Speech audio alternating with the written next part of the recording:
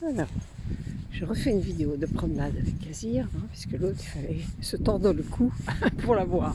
Voilà, donc, on a mis un manteau un petit peu moins lourd, un petit peu moins gros, parce qu'il fait beaucoup moins froid ce matin. Bon, Azir, tranquille. T'avances, mon loulou? Voilà. Voilà, les copains sont devant. Il est beaucoup plus détendu.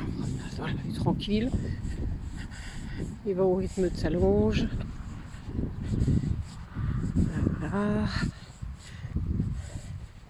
Et je suis très contente parce qu'il a grossi. Malgré le traitement multiforone, qu'il supporte très très bien. J'ai pas de diarrhée, j'ai pas de vomissement, rien. Ses selles sont parfaites.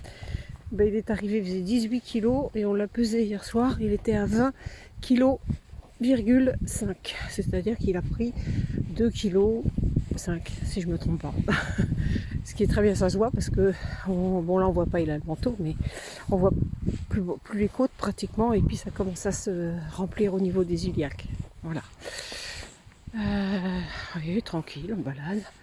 Bon, c'est un petit loulou, alors oui, craintif dans le sens où les bruits secs qu'il ne connaît pas.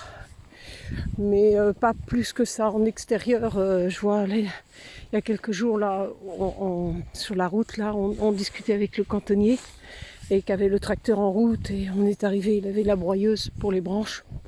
Azir, il n'a pas pipé, il n'a pas bougé, il n'a pas peur des voitures, il n'a pas peur des tracteurs, oui. Coup de fusil non plus.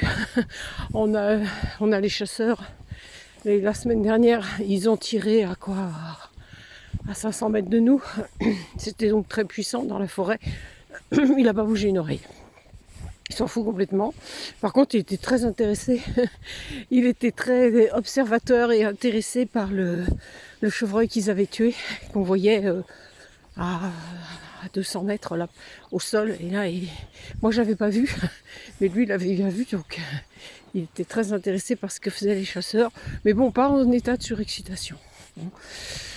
Voilà. Sinon, à la maison, il est très cool. Il a des petites inquiétudes, il faut le rassurer. En fait, ce qu'il a peur, c'est quand on élève la voix, si on se met à crier.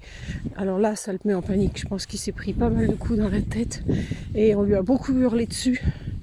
Donc, séquencé il y a 3 jours, j'ai hurlé après Bonnie.